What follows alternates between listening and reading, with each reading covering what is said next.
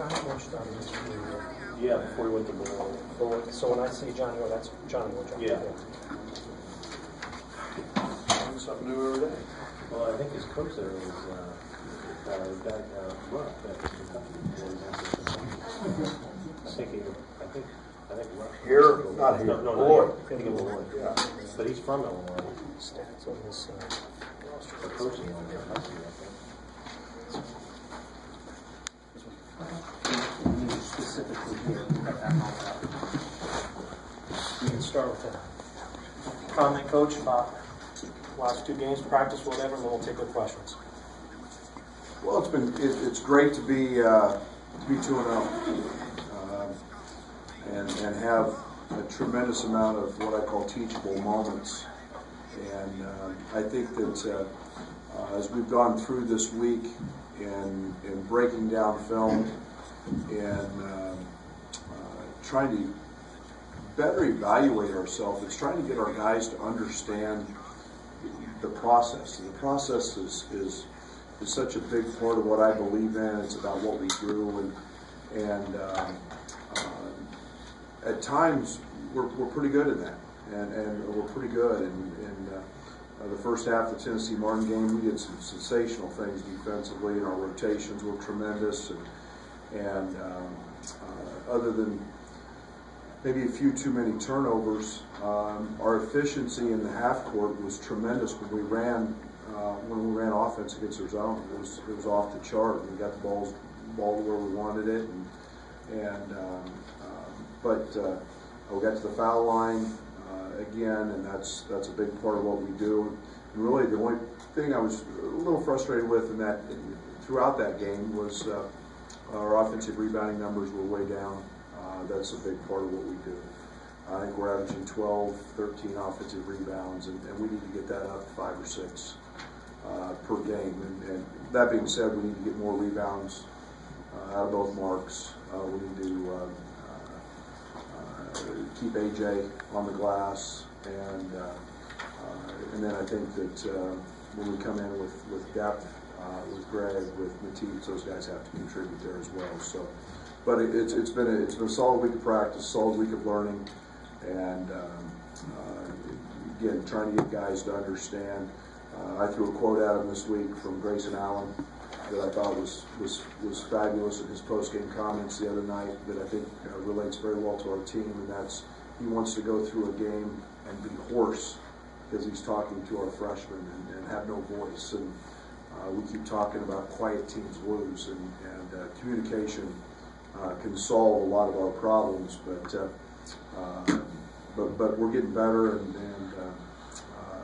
I'm encouraged and very, very happy to be 2-0 heading into the Gavitt Games, and a game that I'm very excited about, and it's very surprising to me, I guess, that it's been since 1957. This will be the first game actually played in this building. All the other games were games that were played tough. So I think it's exciting. I think it's two programs that have tremendous history and tradition, and Dave's done a great job at DePaul, and that team is very much improved. Questions? We don't have mics, so just go ahead. Whoever's ready. Go ahead. Is DePaul, assuming Dave can get it back to the place he had it before he left the first time, the kind of program that you would want to have in the future when you talk about having a stronger schedule?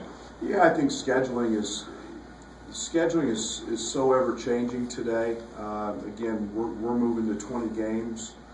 I think you're looking at a whole new dynamic in terms of how people are approaching neutral site games today. I think you're looking at a new weighted system in terms of playing road games. So I think there's so many factors that are involving in recruiting. You've got all your multi-team events that everybody's going to participate in as well. So, but I don't run from anybody, and they're a quality program, and they're within our state. It's easy for our fans to get there. So anything's possible, and I respect the job Dave does and has done, and you keep all options open and never say never.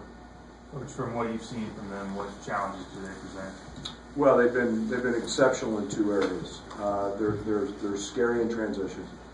They're a team that has literally four guys who have the capability to get a rebound and lead the break. And so you've got to have great communication in transition. They're a team that is equally effective driving the ball to the rim, as well as they are stopping and shooting it from the 3-point line, and that's first and foremost. And then they're a team through two games that has been just short of dominant on their own offensive glass, and that's something that we've got to shore up, and we've got to be very, very conscientious about blocking out and when we get in rotations, making sure that we're laying bodies on people, and they're a very, very big basketball team. They're a team that has great size on the perimeter, and along with their front court guys. So those two areas are something they're doing exceptionally well, and we've got to be very conscious of. Brad, at the areas that you're trying to address in the teaching moments you talked about, are there areas you're prioritizing over others because it's early and it's more valuable at this moment? No, I think that there's tremendous value in communication. That's one. We've talked about that since day one. Is getting our guys to understand that and again I use the term quiet teams lose. You have to communicate with each other, and we've got young guys, and we need that communication. It eliminates problems. And then I think the other thing that we're spending a lot of time on is trying to understand the rhythm with which you have to play offensively.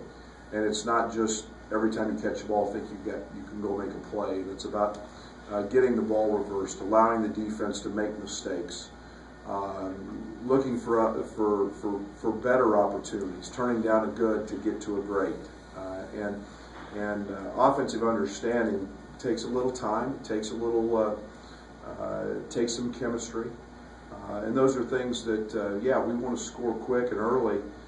But when that's not there and we have to play offense, we've got to have a better understanding of that. And we did that in the Tennessee Martin game against Illini. We were great. We got the ball reversed. We got it to the spots we wanted. We got it in the high post. Got it to the short corners, and we got great looks. So we did that against Illini. We've got to be able to do that against man. And how much is the 3-point shooting a concern, if at all? Not at all. We in a couple of our scrimmages, the secret scrimmages, by the way, we shot the cover off of. And, I think we made 11 or 12 in one of them, and I think in one of them, we had 6 from one guy. So I'm not worried about that. As long as we're taking good shots, we've got guys that are very, very capable of making shots. We see it every day in practice, and it's just a comfort and knocking them in. You say one guy because you'd rather not tell us which guy? Not you. I don't need the other team to know. You mentioned, I guess before you decided just maybe backing off of Mark Smith a little bit and letting him go out there and play and know that making mistakes not going to be the end of the world. What have you maybe seen from those first 2 games? Well, I think look at the Tennessee Martin game. He played just literally every spot on the floor, and spent a lot of time at the point throughout that ball game. T-John was in foul trouble. We flashed him into the high post. He posted on the block. He got an offensive rebound, on the block. He's a guy that is a very, very good 3-point shooter. He's going to jump up and make shots. He shot a couple that were literally in and out. So he's playing everywhere. He's guarding 3 spots. I could not be more pleased with his progress, his play. Really, as I get to watch other games a little bit now and see freshmen around the country, he's right there. He's performing at a pretty high clip and been awfully good. And he's going to make mistakes. All freshmen are. That's okay. He's pretty bright. He learns from them and usually doesn't make the same mistake twice. He didn't play all 5 positions in high school, obviously. How has he maybe adjusted to posting up more, playing in the high post without the ball? He likes it. Mark's a guy who likes to get hit, and he likes to hit people. I mean, he's got that physicality and that type of physique that he can go do that. And you get him in tight spaces. He's one of the most efficient players I've seen. I was very fortunate. Was an assistant coach at Kansas State, and we had Bill Walker. Later became Henry Walker. He was as good a player in tight quarters as I've seen. He was just explosive. Mark's that same way. Mark in tight quarters has a way to get the ball on the rim and has a way to be efficient. And Mark's play in those areas reminds me a lot of Bill at that time. You've seen another level of confidence out of AJ in practice this week after a early weekend? I see another level of confidence every single day in AJ. You know, it was remarkable. I got in at 7:15 this morning, and who's in the gym? AJ. Man, when you got it going and you feel good, and to be very honest, AJ made the two biggest plays of the game. He got an offensive rebound tip in because he went, and I'll be honest, 2 weeks ago he would have laid on that guy's back and not got that rebound. He tipped it in. It was about the 8-minute mark, and then he hit the three in the corner and got fouled.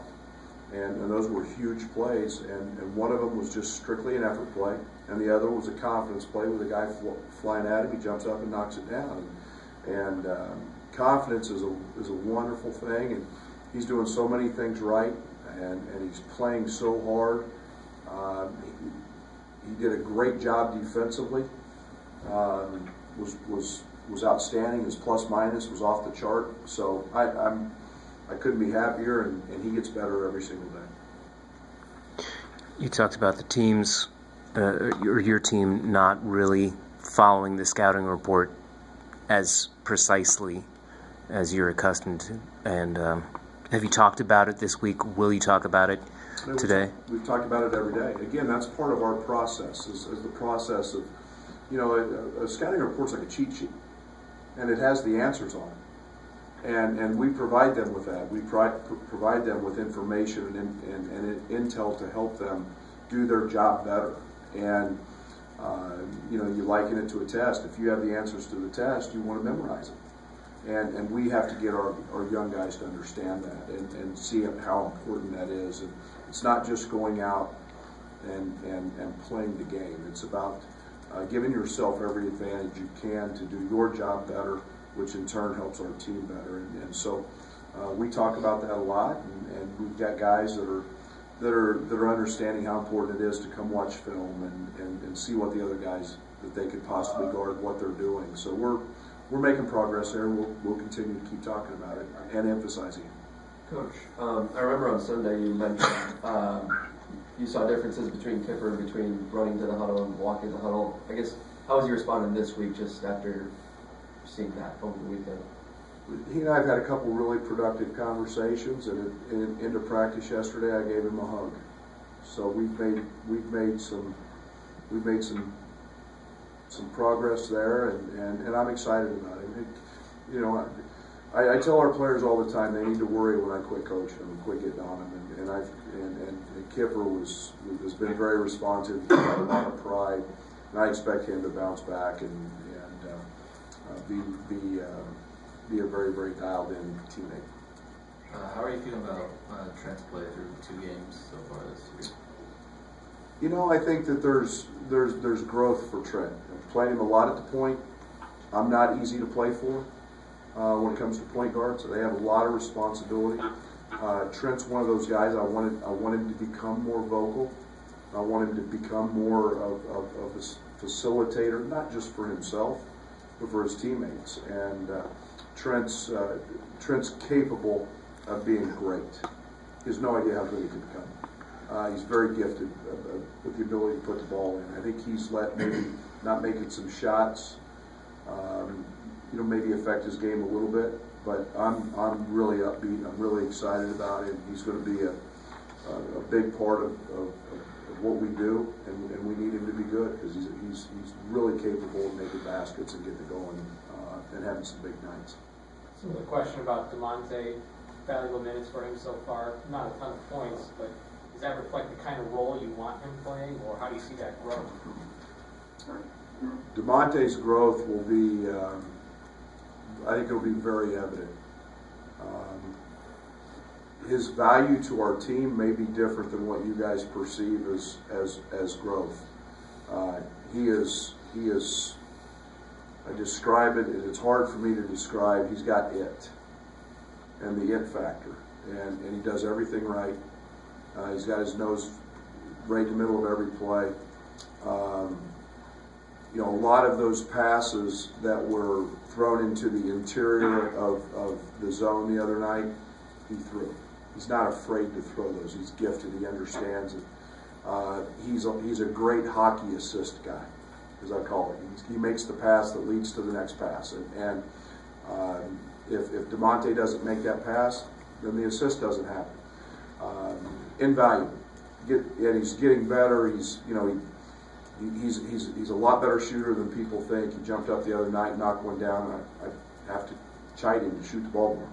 And he works at it extremely hard. But he's got a lot of natural instincts, and his role on the team is very valuable as he's an elite defender, becoming that already. Greg played the last 0.9 seconds on Sunday, but as far as for him and Matisse, will matchups determine how much they play, or just maybe as well as Laurent and Finke have played? Does that kind of affect the two younger guys? Yeah, I mean, I think Laurent and Fink have both been off the chart, and